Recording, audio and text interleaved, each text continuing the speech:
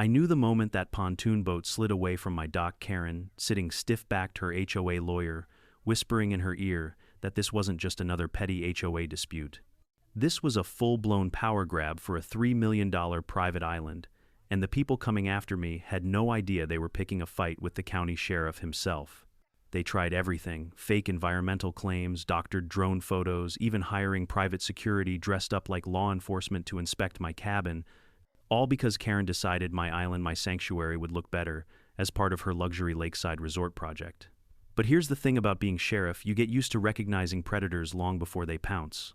And when HOA Karen set her sights on my land, she didn't realize I had something she didn't: facts, law, and a whole lot of patience for watching a liar expose herself. Before we jump in, let me know where you're watching from and what time it is over there, and don't forget to subscribe for more insane HOA stories just like this one. 3 years before all this madness, my life had been a whole lot quieter.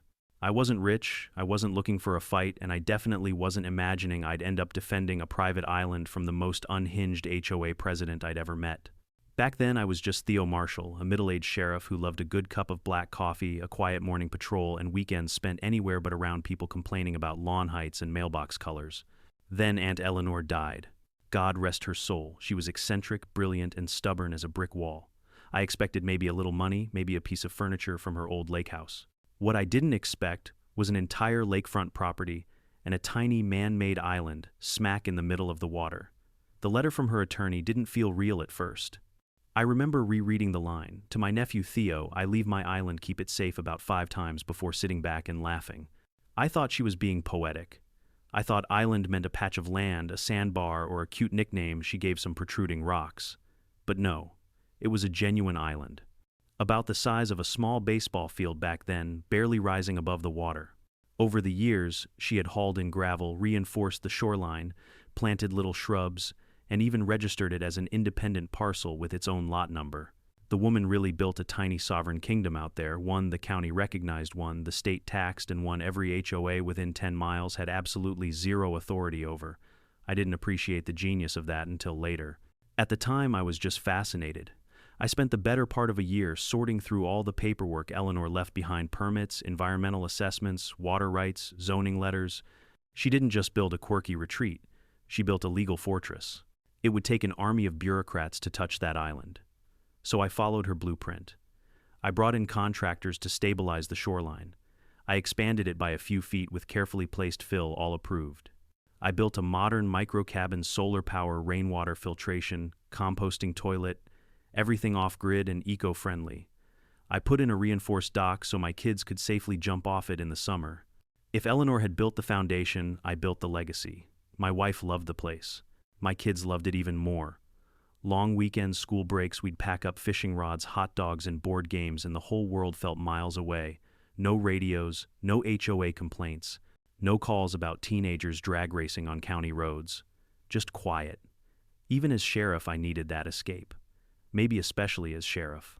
There's something about spending every day dealing with people's worst impulses that makes you appreciate a little patch of earth where none of that can reach you. The lake itself wasn't huge, 40, maybe 50 acres, surrounded by old farmland on one side and modern suburbia creeping in on the other. For a while, nobody bothered me. The lake was too small to attract boaters, too shallow for big fishermen crowds, and too inconvenient for tourists. Perfect, in other words. Then Pinewater Reserve started construction on the Eastern Valley. Now, if you've never heard of Pinewater Reserve, imagine the kind of neighborhood where the brochures use phrases like elevated lifestyle curation and the houses come with mandatory memberships to committees you didn't ask for. The kind of place where a guy in loafers and a golf visor will lecture you about the angle of your garden hose. I figured they'd stay on their side of the lake. Pinewater was fancy, expensive, pristine, as in prepackaged plastic pristine. I'm talking lawns cut with laser precision kids on electric scooters and Amazon drones buzzing overhead like grumpy metal mosquitoes. At first it seemed harmless. Residents would kayak out on weekends. Kids would paddle closer and shout, "Cool house," before their parents pulled them away like I was harboring contraband. I'd wave. I wasn't a hermit, I didn't mind the curiosity. Then I found one of their glossy brochures washed up on my shore. The aerial photo of the lake was edited so heavily that the island, my island, was blurred out like it was some kind of government secret. The rest of the lake was crisp blue and postcard perfect. The center a smudged gray blotch. That was the first flicker of unease. Not anger, just suspicion. But suspicion didn't stop me from enjoying the place. On a warm weekend afternoon, I was knee-deep in the water clearing debris from the intake pump. My youngest son was on the dock feeding a stubborn turtle bits of apple, while my dog slept beside him like a sun-warmed loaf of bread. The breeze was soft, the water shimmering. Peace. Then I heard a soft hum. Low, steady mechanical. Not the usual outboard motor noise.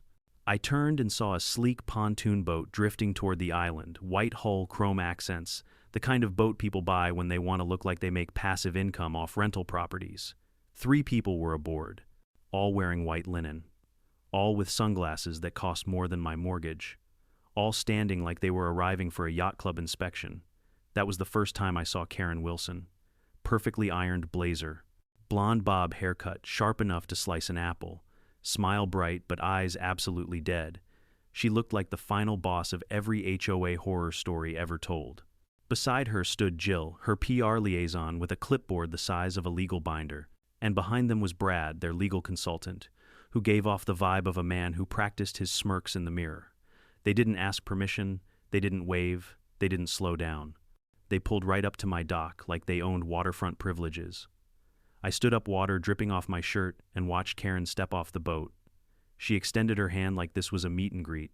"Lovely spot you've got here," she said, eyes roaming like she was evaluating resale value. "Really a shame it isn't available to the community." I raised an eyebrow. "It's not part of your community." Brad chuckled under his breath, forced, rehearsed, and annoying as hell. Karen didn't blink. "This lake," she said, with a practiced politician's tone, "has been voted into the Pinewater Reserve jurisdiction." And that's when the alarms went off in my head. Not literally, those came later. But inside me, something shifted. As sheriff, I'd been lied to by drug dealers, con artists, and people who thought they were a whole lot smarter than they actually were. I knew the look of someone trying to wrap a lie in pretty language. Karen was gift-wrapping something very ugly. And little did she know, I wasn't just the owner of the island. I was the one man in the entire county with the training, authority, and stubbornness to take down people who thought they were above the law. Karen's smile froze in place, but her eyes sharpened. It was the look someone gives right before they tell you a rule they just made up on the spot. I'd seen that look 1,000 times, mostly from people who thought flashing confidence could hide the fact they were dead wrong. Behind her, Jill flipped open her clipboard. It wasn't a normal clipboard either. It was one of those oversized, leather-bound presentation portfolios, the kind HOA officers use when they're about to justify something completely insane with colorful charts. Brad adjusted his sunglasses, puffed out his chest, and gave me a nod like he'd just delivered a punchline. He hadn't said a word yet, but the man already radiated lawyer who bills $900 per hour for bad advice. I stepped fully out of the water, grabbed a towel, and dried my hands slow enough to make it clear I'm not the least bit intimidated by your little field trip. Karen clasped her hands together in front of her politician style and spoke again. "Since Pinewater Reserve now manages the lake," she said with that brittle smile, "we're updating our records. This island has come up as a question." "A question," I echoed. "It's a parcel of land. With a deed. Recorded before your HOA even existed." Karen didn't even flinch. "Yes, well," she replied smoothly, "the community voted last month to extend our jurisdiction to all shared water resources." I blinked, slowly. "You mean your HOA voted?" I said. "Among yourselves." She nodded enthusiastically. "Exactly. A unanimous decision. That doesn't mean anything to the county, or to the state, or to me." Her smile stiffened. "When a community acts together, we believe it should mean something." I tossed the towel over my shoulder. "You believe wrong." Brad chose that moment to speak for the first time, leaning forward with a swagger that screamed trust fund kid who thinks quoting statutes makes him dangerous. "Actually," he said, drawing out the word like a lecture when an HOA expands jurisdiction, "it doesn't." I cut him off. "Not over land it doesn't own. Not over water it doesn't manage. And definitely not over an island that predates the HOA by 30 years.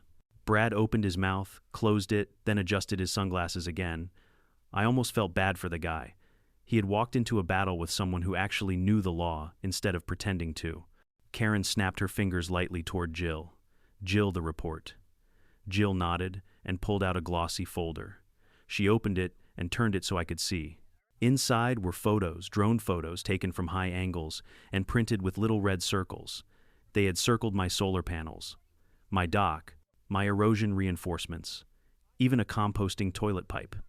This Jill began in the tone of a kindergarten teacher explaining shapes is considered unregulated development on a shared resource. I stared at the folder, then at her.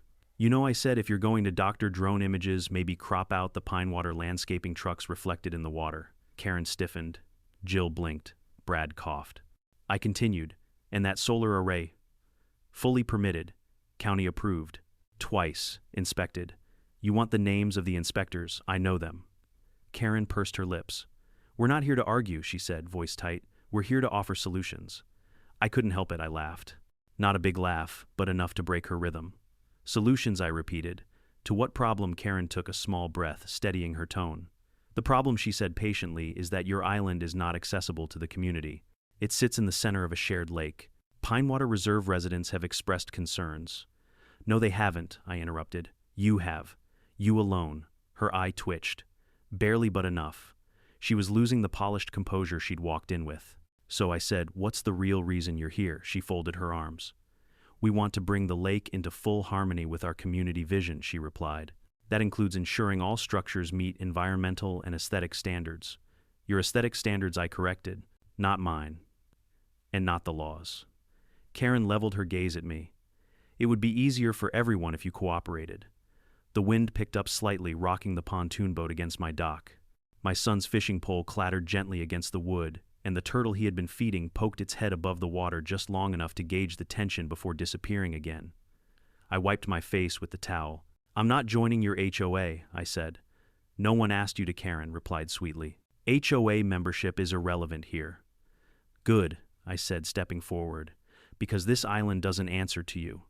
Her expression hardened. Not yet. It was subtle, but it was there. A promise or a threat, depending on how you wanted to read it. I chose threat. Enjoy the rest of your weekend, Mr. Marshall, she said with finality. We'll be in touch. She turned and climbed back onto the pontoon boat. Brad followed, shooting me a look meant to be intimidating. It wasn't. Jill simply avoided eye contact, clutching her clipboard like a shield. The boat drifted backward, turned, and glided across the lake. Karen's silhouette stood rigid at the helm, her linen blazer fluttering lightly in the breeze. I watched them go, towel still hanging over my shoulder. Then something in my stomach twisted. A feeling I hadn't gotten in years, not since I'd worked a case involving a real estate developer who thought arson was a negotiating tactic. A warning bell, low, subtle, unmistakable. My dog wandered over and nudged my hand, sensing tension. I scratched his head absently. My son wandered back to the cabin, oblivious to what had just happened, humming and skipping along the dock. I stayed there a long time, staring at the shrinking shape of the pontoon boat. Karen had said 6 words that rattled me more than anything. We voted to extend our jurisdiction. HOAs can vote on flower beds, fencing, guidelines, mailbox height, parking rules, but they cannot rewrite land titles. They cannot lay claim to land they don't own. They cannot invent authority.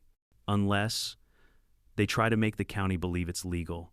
Unless they bury you in paperwork until you can't breathe. Unless they find a loophole nobody else bothered to close. Unless someone with money stands to profit. The glint in Karen's eye told me everything. This wasn't about environmental protection. This wasn't about community access. This had nothing to do with shared resources or lake harmony or whatever buzzword they had printed on their brochure. This was a land grab, a hostile takeover wrapped in a linen blazer and HOA jargon. And as the sheriff of the county, the man responsible for upholding the law, not twisting it, I suddenly found myself in the crosshairs of a woman who thought rules applied only when she needed them to. I walked back toward the cabin just as the sun dipped behind the hills, casting a long, shimmering path across the water. The place felt different now. Not ruined, just claimed, marked. They'd stepped onto my land today. Next time they wouldn't come as politely, and I'd be ready. Because if Karen wanted a war of paperwork, politics, and pressure, she was about to discover she'd picked the wrong sheriff to mess with. The next morning I was back in uniform, not because I was working, but because I planned to spend the day in town handling paperwork, and wearing the badge meant I didn't have to answer a lot of unnecessary questions. My deputies could handle the beat. What I needed was information clean, official, and recorded before Karen could twist anything. The county records office sat in an old brick building that smelled like a combination of dusty binders and burnt coffee. I'd been here 1,000 times, sometimes to file warrants, sometimes to settle disputes between neighbors who hated each other more than I hated HOA bylaws. But that morning, I walked in like a man preparing for battle. Drew, the clerk on duty, looked up as I stepped inside. Bald head, thick glasses, Marine Corps tattoo running down his right forearm. He was one of those guys who loved paperwork the way some people loved puppies. Every time I visited, he'd tell me about some new loophole he discovered while reading zoning code for fun. "Forced vacation today?" Sheriff Drew asked, grinning. "Not exactly." I leaned on the counter. "I need everything you've got on Pinewater Reserve's expansion filings. Land use petitions, environmental submissions, anything related to the lake." Drew's smile faded. "Uh-oh, sounds like trouble." "You could say that." He typed with the speed of a man who had spent decades mastering the keyboard and absolutely nothing else in life. Seconds later, the printer began spitting out documents like an agitated slot machine. I started reading. What I found made my jaw clench. Pinewater Reserve had filed a petition quietly, strategically, to reclassify the entire lake as a community-managed recreational ecosystem. That was a fancy way of saying, "We want authority and will disguise it as environmental concern." The wording was dangerous. Not illegal, but carefully crafted to tug at the heartstrings of county officials who didn't understand the subtle landmine buried inside the request. Worse, the proposal listed unregulated shoreline disruption as a threat to the lake's long-term health. And the accompanying aerial photos, they circled my island, my dock, my solar panels, my rainwater filtration unit, everything. I flipped through the pages, heat rising inside my chest. A part of me, the sheriff part, wanted to stay objective, to analyze the facts logically. But the man part of me, the man who'd poured sweat money and love into that island, he was starting to boil. Still, I kept reading. The petition had already moved forward. It was now in the hands of the County Environmental Review Council.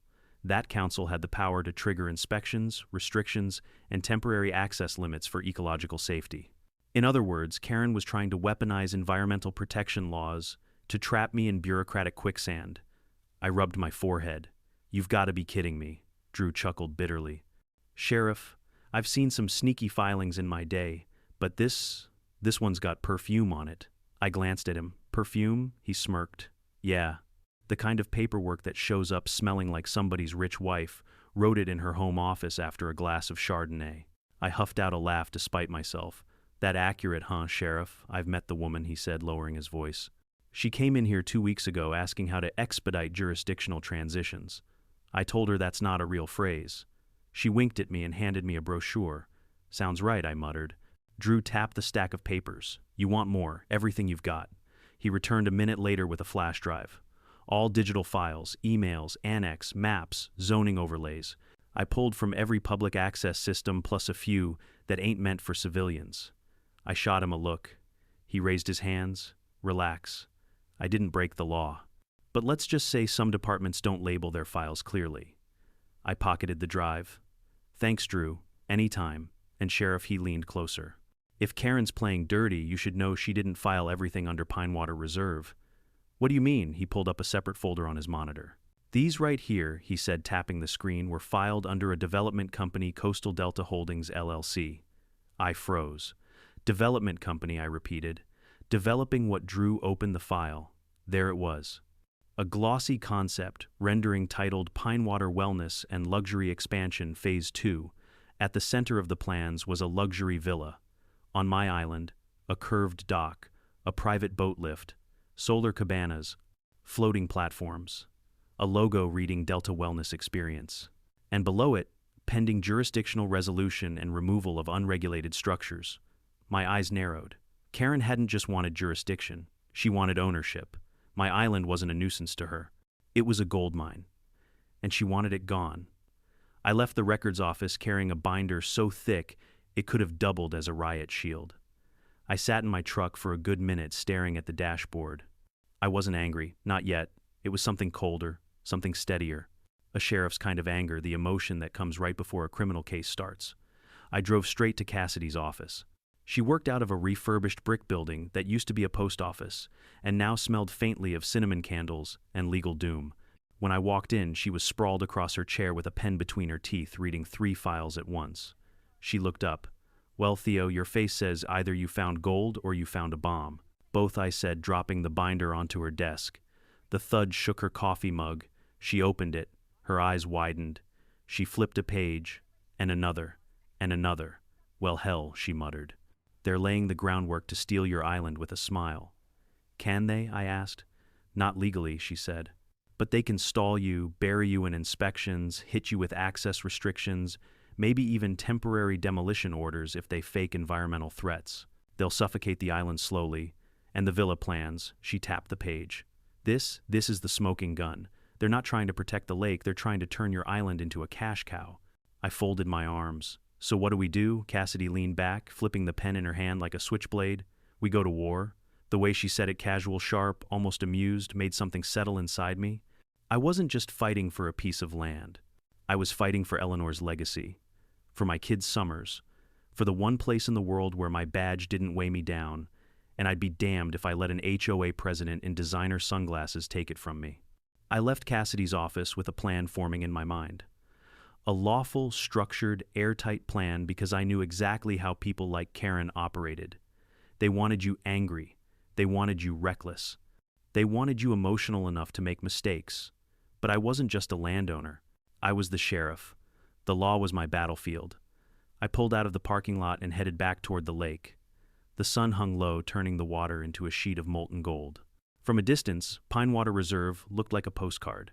Clean homes, manicured lawns, perfect symmetry. But beneath that neat little surface, something rotten was brewing. As I approached the dock, I caught sight of something new on the shoreline opposite the island. Construction equipment, survey flags, workers unloading lumber. I stopped in my tracks. They were building a public pier right across from my island. The first move in a long game. And just like that, the warning bell inside me went from a faint hum to a ringing siren. I stood on my dock for a long minute staring at the opposite shore. I could see the bright orange vests of the workers, the clatter of lumber being unloaded, and the unmistakable outline of survey tripods lining the shoreline like a military formation. Even from this distance, I could hear the rhythmic pounding of stakes being driven into the soil. A public pier. And not just any pier, something oversized, overbuilt, and overfunded. They weren't hiding it. They weren't easing into things. No, this was a declaration. A way of planting their HOA flag as close to my island as humanly possible without renting a boat. I pulled out my binoculars, the same pair I used on patrol when scanning tree lines for missing hikers. Through the lenses, I could see a large sign propped against a truck. Pinewater Community Pier. Phase 1 Restoration Project Restoration. A word that had been twisted so many times by HOAs it might as well mean, we're doing whatever we want. I zoomed in farther. There was Jill in her white linen outfit, clipboard in hand, talking to the foreman. She pointed at the water, then at my island, then at a set of blueprints she unfurled like a general planning troop movement. The irony wasn't lost on me. Just yesterday they'd played nice. Today they were invading the shoreline with heavy machinery. I felt my jaw tighten as I lowered the binoculars. Not because of the pier itself. People build docks all the time. But because I knew exactly what this was. A public access anchor point. A gateway to claim proximity. Then influence. Then regulation. The oldest land grab trick in the book. Before my temper could simmer past the point of logic, I walked to my cabin, grabbed my radio, and switched to a frequency my deputies knew only I used. Dispatch, this is Marshall. Patch me to Deputy Hargrove. A crackle. Then go ahead, Sheriff. Hargrove, I need you to log a preliminary inquiry for construction occurring on the northeast shoreline of Lake Pinewater. No action yet, just a record. Understood, Sheriff. Reason I looked across the lake again, watching the workers hammer posts into ground that was, according to the maps I'd reviewed, still classified as partial conservation zone. Possible zoning violations, I said. Just keep the log open. Copy that. I clicked off the radio. That was enough, just enough to create an official timestamp in the system. If the HOA or their developers stepped out of line, I'd have a trail to follow. Neutral, legal, documented. But I wasn't going to march over there and shut them down. That would be Karen's dream, me abusing my badge so she could scream sheriff overreach from every HOA newsletter and Facebook mom group within a 50-mile radius. No, if Karen wanted a war, I'd give her one. But it would be the kind of war she didn't know how to fight, one fought with statutes, logs, permits, evidence, and patience. Still, just watching that construction churn ate at me. By evening, the pier foundations were already set. And by the time the sun dipped below the hills, lights from temporary generators glowed across the water like some kind of suburban lighthouse warning me they weren't backing off. I locked the cabin, got in my boat, and rode back toward town before it got fully dark. I kept my radio close, half expecting some new nonsense to unfold in my absence. but the lake was quiet, at least on the surface. The next day I returned, prepared to check on the island, expecting a quiet morning. Instead, I found something that made me stop dead on the dock. A boat, not a pontoon, not a kayak. A sleek white vessel with Pinewater Lake Watch stenciled on the side in big navy letters. It was creeping around the island in a slow circle like a shark scenting blood. 2 people sat aboard, matching polo shirts, sunglasses, and clipboards. Of course they had clipboards. I tied off my own boat and watched them, arms folded. If they saw me, they didn't show it. They circled once, twice, then slowed as they approached the dock. I already knew where this was heading. Sure enough, the boat drifted even closer. One of the polo-shirted men cleared his throat theatrically. "Afternoon," he said, as they eased beside my dock. "We're conducting a routine compliance inspection." "No, you're not," I said flatly. "Back up." The man tried again, switching to a softer tone. "Sir, we've received reports of unsafe shoreline structures." "No, you haven't."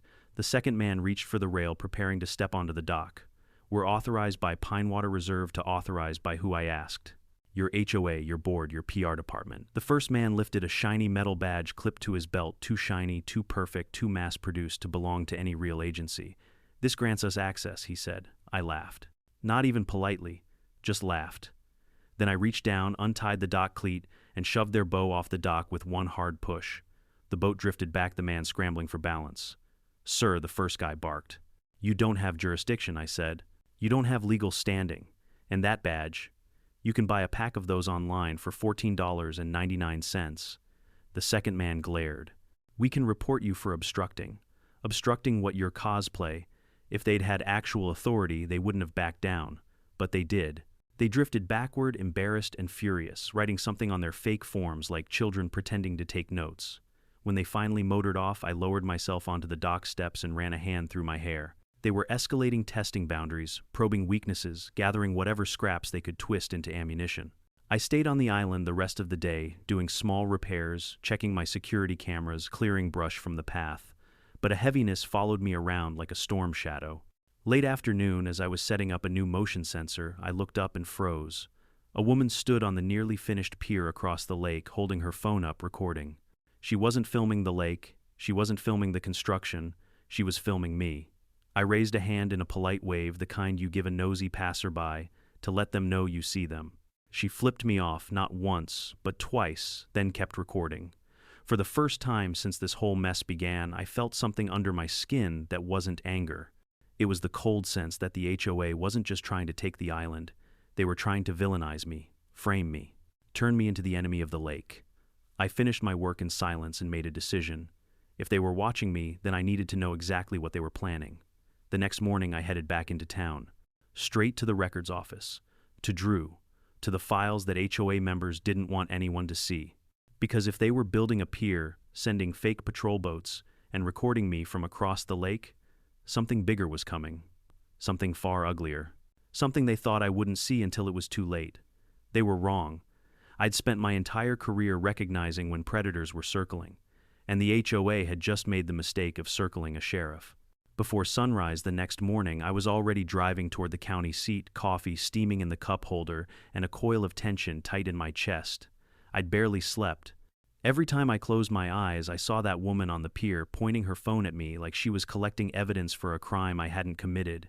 I knew the look, someone preparing a narrative, not documenting a moment, and I'd spent too many years as sheriff to mistake that for harmless curiosity. When I reached the county building, the parking lot was empty, the sky still dark. Drew wasn't due for another 20 minutes. But when I knocked on the locked glass doors, I saw him through the lobby window, already inside, sipping sludge-like coffee from his metal thermos. He shuffled over and unlocked the door. "You're early," he said, blinking at me through fogged glasses. "You ever seen Pinewater do something that wasn't sneaky?" I asked. He snorted. "Fair point. Come on in." I followed him through the narrow hallway lined with filing cabinets, each one packed with records older than both of us combined. "Tell me," I said as he powered up his computer, "what else do you have on that development company?" "Coastal Delta Holdings." Drew cracked his knuckles. "Let's see." He started typing. The screen flashed through various department databases. Land use, environmental, business registry, infrastructure proposals. Finally, he opened a folder labeled Phase Dev Applications. Private. He clicked. Dozens of files popped up. A second later, the printer started rumbling again. Coastal Delta has been very busy, Drew muttered. Filed under different departments, different divisions, sometimes with different shell company names. But it all funnels back to the same place. He printed the first packet and handed it to me. What am I looking at? I asked. A multi-phase rejuvenation initiative, he said, lifting his fingers in air quotes as if the phrase were allergic to honesty. I skimmed the pages. Floating yoga decks, modular rental cabins, a Zen kayak beach, and right in the center my island replaced with a 2-story glass and wood villa featuring private docks, wraparound decks, and a spa. I felt my stomach knot. This is a done deal, I said quietly. They've already sold the idea. They're trying to Drew corrected. Nothing approved yet, but they're courting investors. Hard. I read deeper. The next page made my jaw clench. A series of emails, some from Coastal Delta staff, some from Pinewater Reserve HOA, and one from a familiar name, Karen Wilson. Her email said, pending successful jurisdictional resolution of the island encroachment issue, Phase 2 construction can begin Q2 next year. Attached is the updated render for investor review. Below it, a message from a Coastal Delta executive. We look forward to securing this parcel. Please confirm removal timeline of the current occupant. Current occupant, not owner, not deed holder. Occupant, as if I was squatting. Drew whistled low as I turned the pages. You going to take this to your lawyer? He asked. I'm taking everything to her, I said, stacking the documents. And then I'm taking someone to court. Sheriff Drew said carefully, You know, if they're this bold on paper, they're twice as bold off record. I know, I replied, and I think they're just getting started. I left the office with the binder pressed under my arm, feeling the weight of it like a tactical vest. Not heavy, but loaded. On the drive back, the sky turned gold. Normally, I loved that view. But that morning, it felt like something cinematic right before the villain springs the next trap. By the time I reached the lake, the wind had picked up. My boat rocked as I crossed the water toward the island spray hitting my face. The moment I stepped onto the dock, I froze. Something felt wrong. It wasn't obvious. Nothing looked broken, nothing out of place. But the silence was off. Too still, like the air was holding its breath. I walked up the path toward the cabin, scanning the ground the way I'd been trained. Slow, deliberate, checking for footprints, disturbances, snapped twigs. Then I saw it. The cabin door wasn't completely shut, just slightly ajar. My pulse spiked. I approached cautiously, stepping to the side of the doorway the way years of law enforcement instinct had taught me. I nudged the door open with the back of my knuckles. Inside the cabin looked ransacked. Drawers opened, cabinets half pulled, papers scattered. Even the rug was kicked aside like someone had checked under it. And in the middle of the chaos were 2 men, both in dark blue uniforms, both wearing belts with pepper spray handcuffs, radios, and neither wearing a single legitimate law enforcement patch. The older one, broad shoulders and gray stubble, didn't even turn around when he spoke. Sir, we're conducting an inspection under HOA directive. Please vacate the structure. My voice dropped. Show me your warrant. The younger man glanced at me with a smirk, then back to rifling through my drawers. We received a complaint, he said. Suspicious activity on HOA-regulated property. This property isn't HOA regulated. That's under review, the older one said, annoyed. I stepped fully into the doorway. You've got 10 seconds, I said quietly, to tell me what agency you work for. Neither responded. The older one turned one hand resting on the pepper spray. Sir, if you threaten, footsteps sounded on the dock outside. Heavy, confident footsteps. Then a familiar voice bellowed. Theo relief washed over me.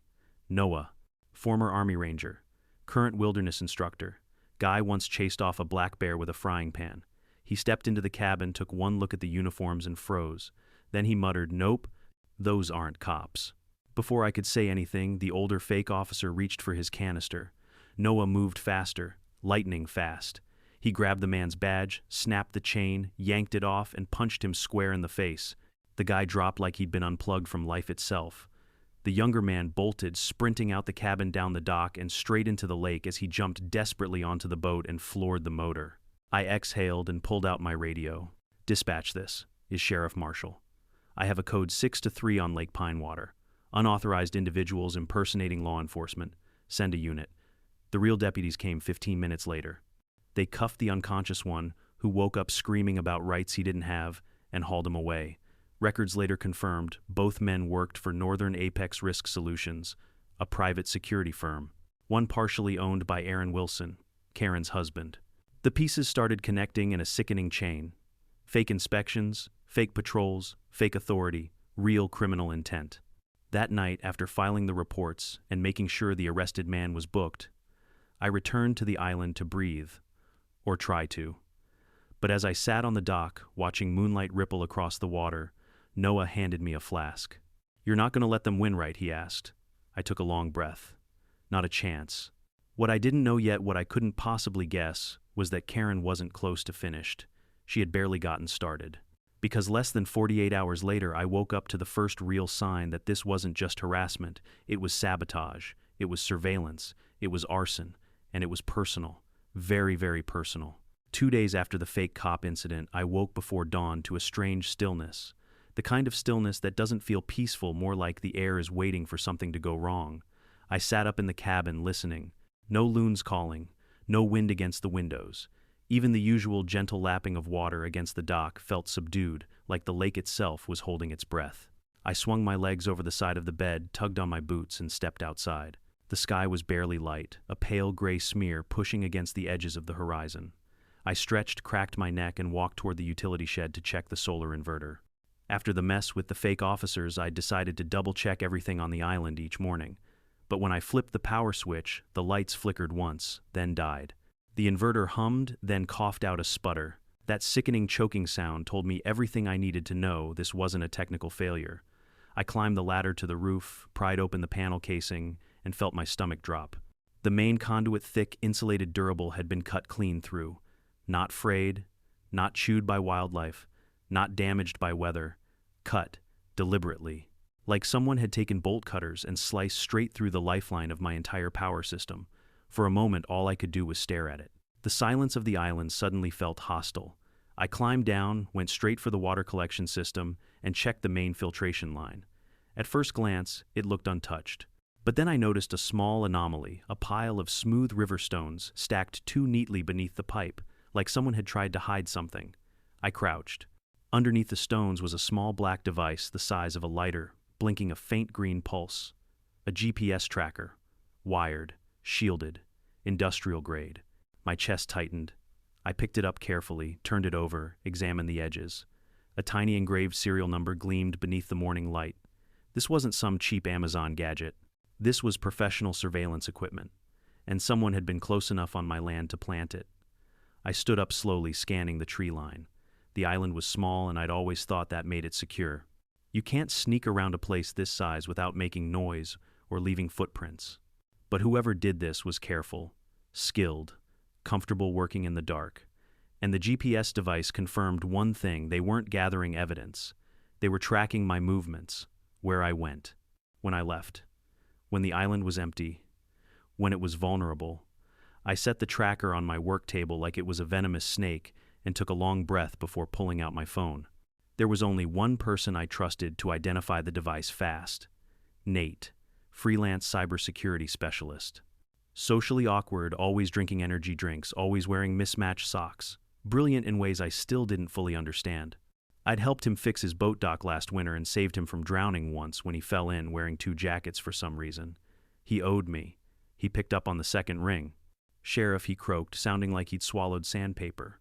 "What's wrong? I'm bringing something to your shop," I said. "Don't touch it when I put it down." He paused. "Is it explosive?" "No. But it's not friendly. Copy. Bring donuts." I hung up, slipped the tracker into a padded container, and took my boat across the lake. I kept my eyes on the Pinewater shoreline the entire time, half expecting to see someone recording me again. But the pier was empty, quiet and freshly cleaned, like they'd scrubbed away yesterday's trespassers. When I reached Nate's shop, a converted barn filled with more wires and screens than I'd ever seen in one place. I placed the tracker gently on his metal workbench. He leaned over it with a magnifying visor strapped to his forehead like a mad scientist. "Oh," he said, "this is expensive. How expensive? Expensive, expensive." He tapped the engraved serial number. "You can't buy these. You lease them through security firms. Contract only." "Which firm?" I asked. He turned toward his laptop. "Give me 10 minutes. It took him 4. When the results appeared on his screen, he let out a low whistle. "Sheriff, you're not going to like this. I already don't." He rotated the laptop toward me. This unit, he said, is registered to Northern Apex Risk Solutions. My throat tightened. That's the same company those fake officers worked for. And he added carefully, according to the internal data routing, the tracker was linked to a parent company for remote monitoring.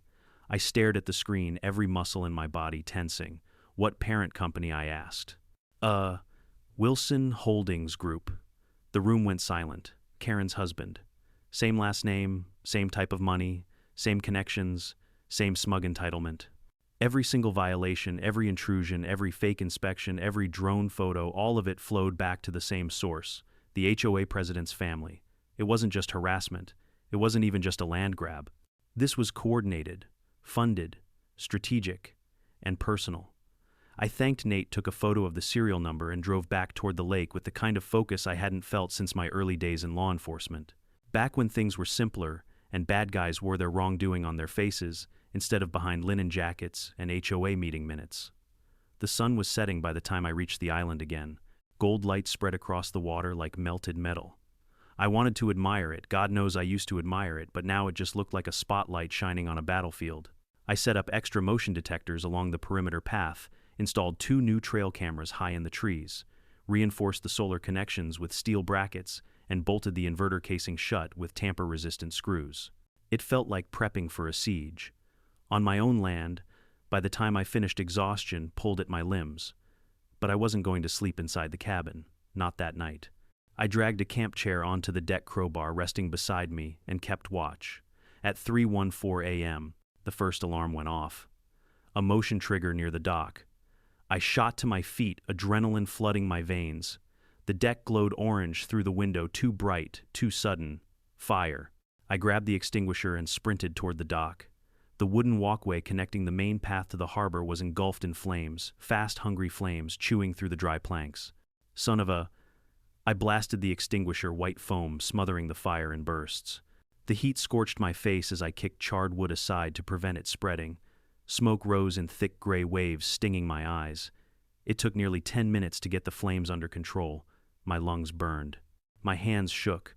My heart hammered so violently I felt it in my teeth. When the fire was finally out, the dock looked like a ribcage of blackened timbers. I checked my cameras. The feed was dead, smashed, wires cut. Someone had come onto this island in the dead of night. Someone who knew exactly where the cameras were. Someone who knew how to avoid detection except for the last-minute motion trigger. I looked down and saw a small half-melted scrap lying among the ashes. A laminated corner of something, burnt around the edges, barely intact. I picked it up with shaking fingers. There in the corner, scorched but unmistakable, was the Pinewater Reserve HOA logo. They didn't even try to hide it. They wanted me scared. They wanted me rattled. They wanted me desperate. Instead, I felt something else. Resolved, cold, focused, determined. If Karen thought burning my dock would intimidate me, she had miscalculated. She wasn't facing a homeowner. She was facing the sheriff.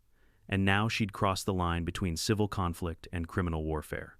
I stood on the smoldering remains of my dock, smoke curling into the night sky, and made myself a promise. This ends with truth. This ends with consequences. And it ends with the HOA on its knees. The morning after the fire, I wasn't just tired, I was hollowed out. Not broken, not shaken, not scared.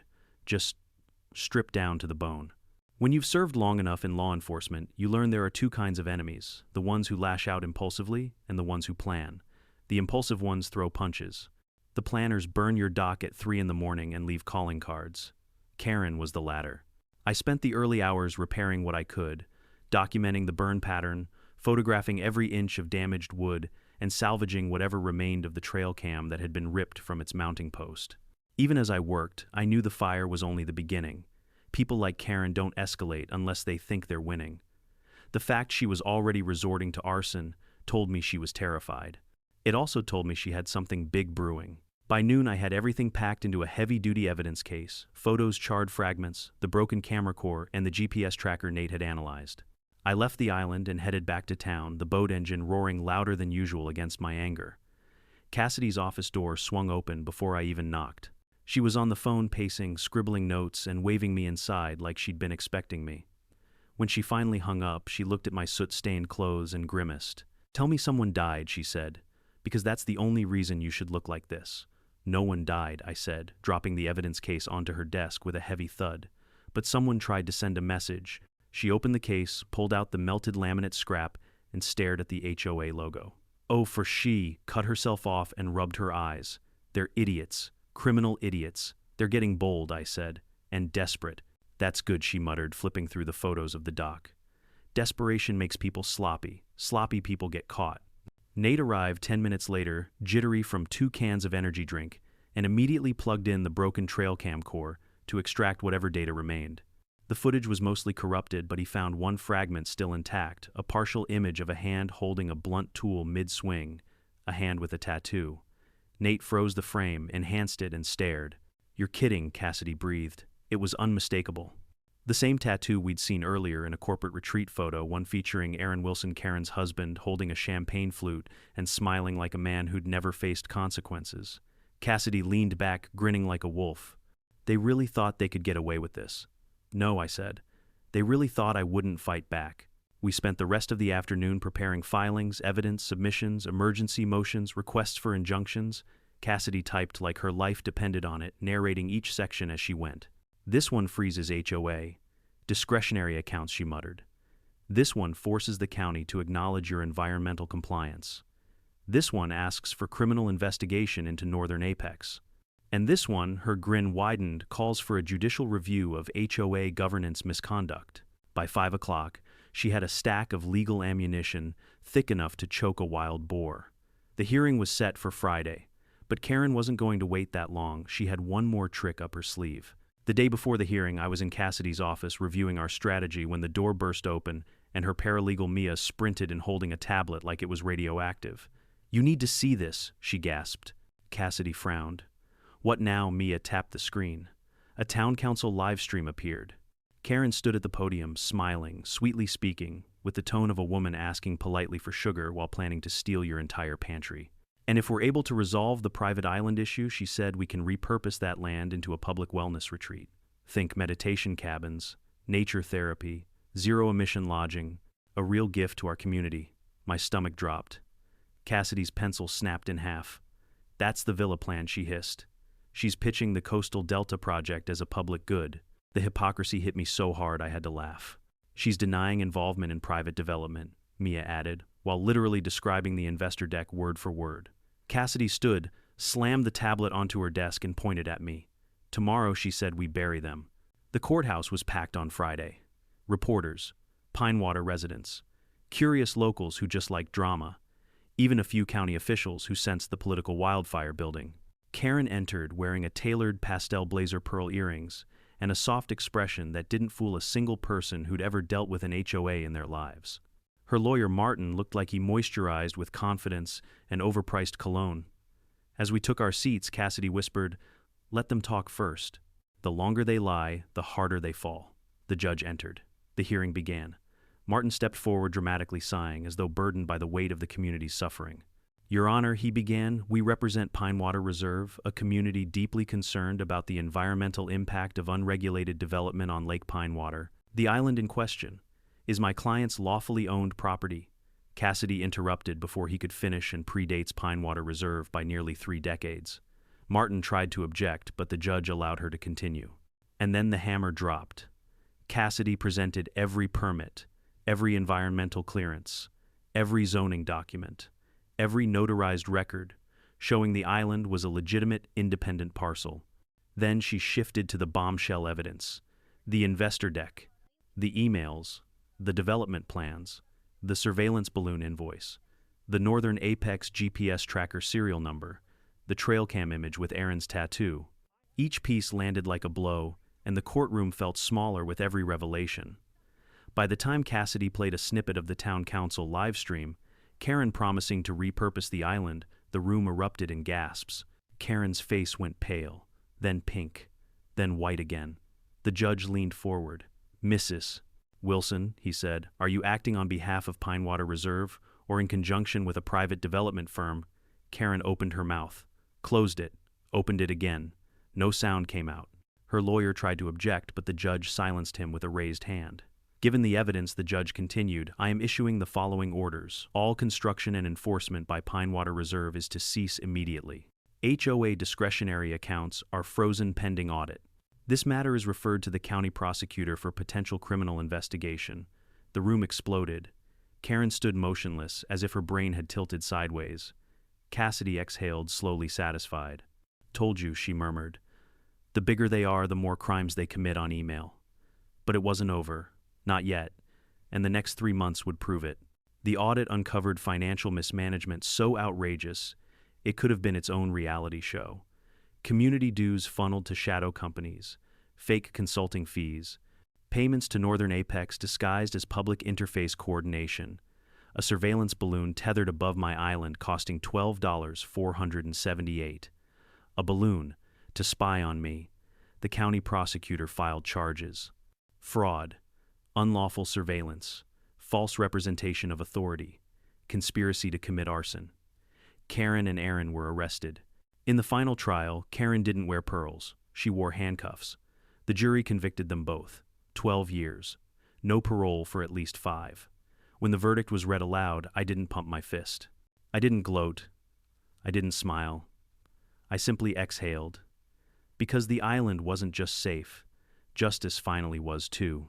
HOA Pinewater Reserve dissolved not long after by court order and by the mass exodus of homeowners who didn't want to be part of a scandalous circus. The illegally built pier was torn down, signs vanished from the trails. The patrol boats disappeared like ghosts. I rebuilt my dock this time using composite materials fire wouldn't eat through, upgraded the solar, buried backup batteries deep beneath the sand, installed a camera system with redundant cellular uplink. And then I installed a sign. One Eleanor would have loved. Private property sovereign parcel not subject to vote. People shared photos of it online. The local paper ran a headline, "Sheriff saves his island, HOA crumbles under corruption scandal." Residents clapped me on the shoulder in grocery stores. Even high school kids visited the island for a civics project and brought a cake that said, "Thanks for fighting the HOA sheriff." But the real reward, standing at the end of my new dock with my kids fishing beside me and the water calm again, quiet, peaceful, untouched, a reminder that some things in life are worth fighting for, not because they're valuable, but because they're home. When the smoke cleared literally and figuratively and the headlines faded, I finally had room to breathe again. The island felt different now, but in the best possible way. Quieter, safer, like the air itself had relaxed. And for the first time in months, I could walk the shoreline without glancing over my shoulder, expecting a drone, a fake officer, or Karen's pontoon boat drifting in like a bad omen. One evening, just as the sun melted into the horizon, I sat at the edge of my rebuilt dock with my kids. They dangled their feet over the water, tossing little bits of bread to the fish while my dog snored between us, belly up and unapologetically loud. This island, my island, was alive again. Not threatened, not contested, just ours. My daughter glanced up at the cedar sign I'd bolted into place, a sign that had already become something of a local legend. "Dad," she asked, "does it mean no one's allowed to come here ever again?" I laughed softly. "Of course not. People can visit. Even after everything that happened." "Sure," I said, ruffling her hair. "They just have to knock first." She giggled, and for a moment everything felt right in the world again. Later that night I stood at the shoreline alone. The lake was still, the breeze was warm, and the sky above looked like something Eleanor would have painted if she'd ever picked up a brush. I wish she could have seen all this, what her little island had become, how far I'd gone to protect it, and how right she'd been when she'd written, "Take care of my island, don't let anyone mess with it." I finally understood. She didn't leave me a quirky piece of land. She left me a lesson, a responsibility, a reminder that peace isn't something you're given, it's something you defend. And as sheriff, as a father, as a man, I'd done exactly that. In life, we like to believe the threats we face will be obvious, the villains easy to spot, the battles clearly marked. But sometimes the real threats wear linen suits, smile like they're doing you a favor, and hide their intentions behind community initiatives and environmental concerns. Sometimes the danger doesn't come with fists or guns, but with paperwork, influence, intimidation, and people who think rules bend for them, but not for anyone else. Karen taught me a truth I won't forget. You don't lose freedom all at once. You lose it inch by inch, signature by signature, silence by silence. And if you're not paying attention, you wake up one day to find a stranger standing on your land with a clipboard telling you it isn't yours anymore. So here's the real takeaway, the one I hope every person listening remembers. Protect what matters: your home, your peace, your rights, because no one else will do it for you. And if you stay silent when someone tries to take what's yours, silence becomes permission. Stand up, speak up, document everything. Don't let intimidation push you out of your own life. And when someone tries to steamroll you with fake authority, know the law, use the law, and don't back down. Now I want to hear from you. Have you ever dealt with an HOA neighbor or community bully who tried to push past boundaries? Tell me your story in the comments. I read every single one. And if you haven't already, make sure you subscribe so you never miss another insane HOA tale like this one. There'll always be Karens in the world. But as long as there are people willing to stand up for what's right, they never win in the end.